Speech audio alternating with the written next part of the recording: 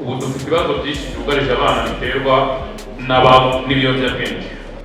Nyamuneka mwirinde iki? Mwirinde inzoga mukoresha zitwa ibyuma, sibyo? Dogiteri yababwiye ibintu ati mwirinde ikigare, sibyo? Mu bintu dukora harimo icyo bita awareness campaign. Ni campaign dutegura zishinzwe kwigisha abantu cyangwa kubasobanurira ku bijyanye n'ubuzima bwo mu mutwe. Teme y'uyu munsi yavugaga ngo mental health without the use of drug. Ikintu cya mbere nungukiye muri ibi biganiro twagiranye n'impuguke zitandukanye, nizemo ko ibibazo byose ugira mu buzima cyangwa tugira mu buzima ntabwo ari cyo gisubizo cyo kugira ngo wijandike mu biyobyabwenge, kuko iyo ubigiyemo ntaho ikibazo kiba kigiye, ahubwo ikibazo kiba kigutegereje. Kuko batuganirije iyo bifite hari n'abaganga babihuguriwe nyine baba bafiteho ubumenyi. Uragenda n'igihe batinya ababyeyi bawe ukabareba ukabegera bakakuganiriza nyine abo baganga. Ibi ni ibiganiro byiza kuko nibuze umwe cyangwa babiri bashaka guhindura monde nabo bagakora ikigare kizima, ikigare kikazigisha abandi.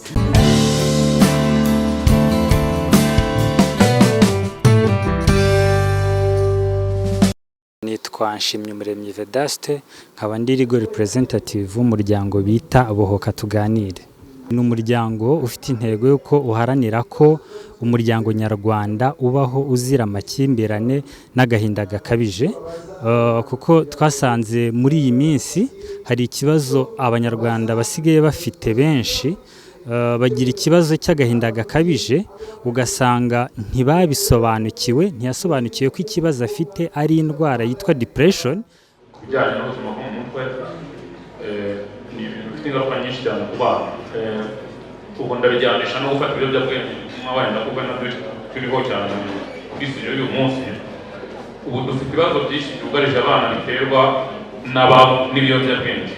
Hari abana bamwe ibiyobyabwenge ubwabo kugira ngo n'abana bajye mubona za Nyabugogo birirwa mu muhanda banywa ibiyobyabwenge, kubugeranya no kuzabura bikaba bigoranye. None hari n'abana banywa ibiyobyabwenge bitewe n'ibibazo byo mu miryango yabo, niba mubyumva muri iyi minsi ya none ikibazo gikomeye cyane cy'amakimbirane mu miryango. Uzi ukuntu mukira mwambaye neza? Mbifurije rwose urubyiruko rw'igihugu kugomeza mu gacya nk'uko mukeye nguko, sibyo? Urubyiruko imbaraga z'igihugu zubaka kandi byari mumenya amahirwe menshi mufite, mumenya ko urubyiruko ni mwe abayobozi b'ejo hazaza.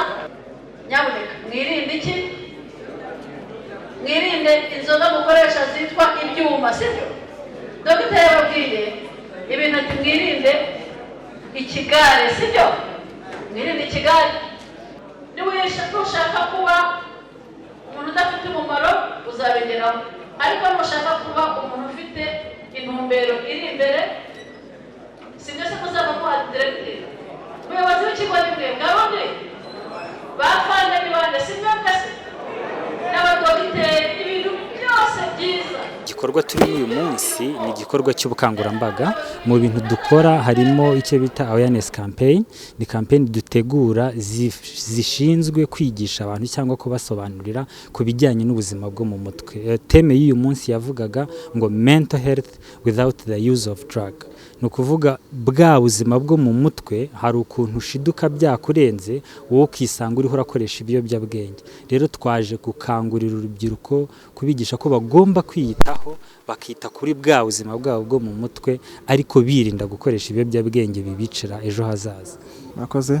Amazina yanjye ni Gumeza Kenny, nkaba niga mu gatandatu w'amashuri yisumbuye ubwubatsi bw'amazu. Ikintu cya mbere nungukiye muri ibi biganiro twagiranye n'impuguke zitandukanye, nizemo ko ibibazo byose ugira mu buzima cyangwa tugira mu buzima ntabwo ari cyo gisubizo cyo kugira ngo wijandike mu biyobyabwenge, kuko iyo ubigiyemo ntaho ikibazo kiba kigiye, ahubwo ikibazo kiba kigutegereje.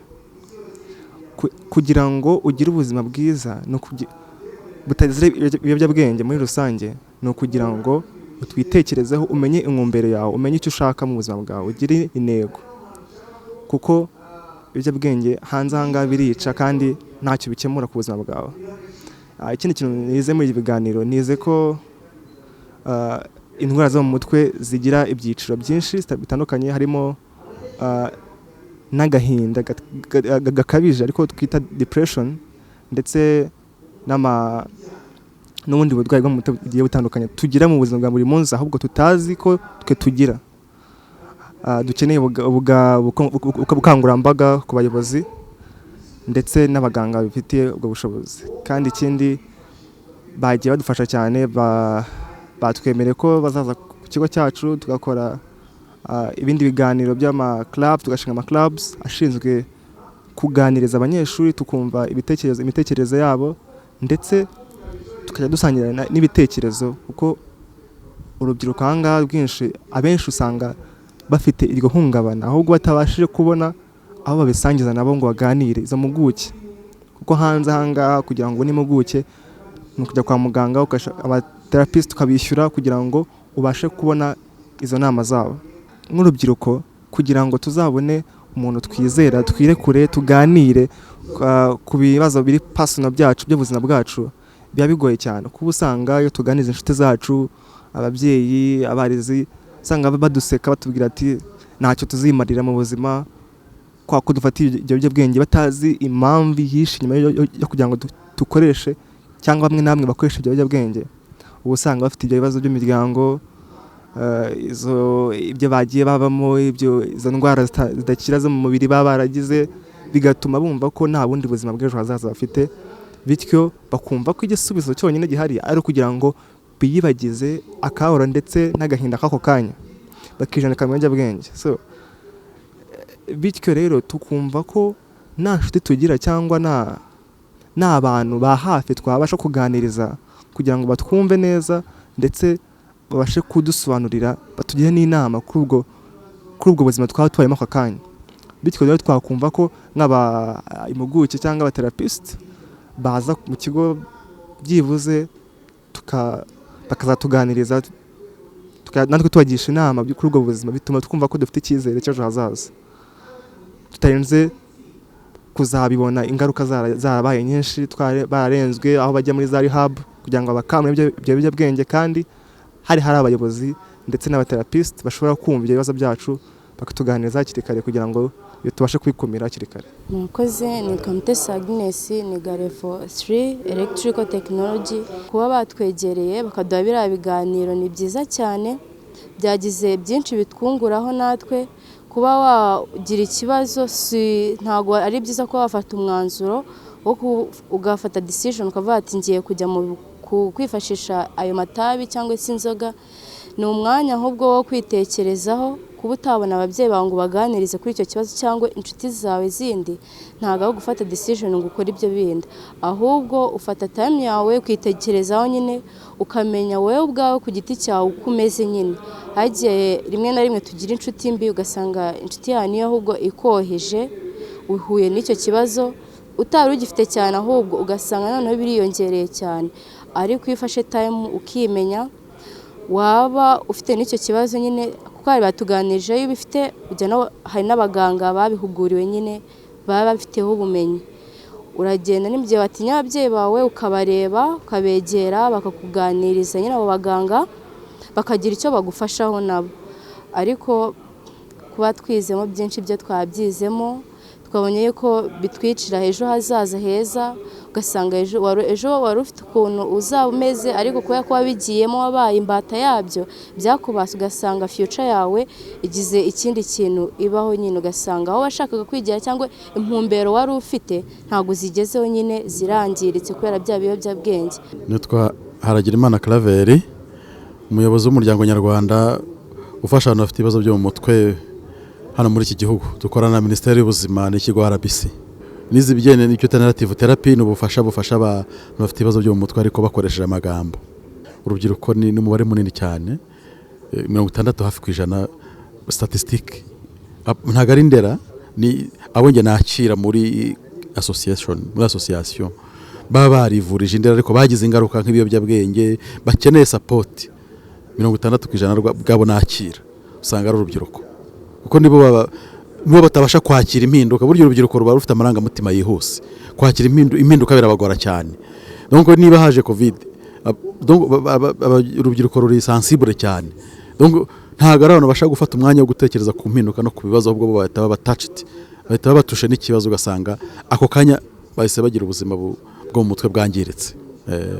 Ibiyobyabwenge kubifata ni ubuhungiro, uko umuntu mu mutwe bimucanze arashaka ahantu ahungira, kandi abenshi yanyweye ibiyobyabwenge mu minota mike bifite yumva wenda ikibazo cyakemutse, ariko kiramutera ikibazo cy'ubuzima bwe bwose. Ni ubuhungiro ariko buryana.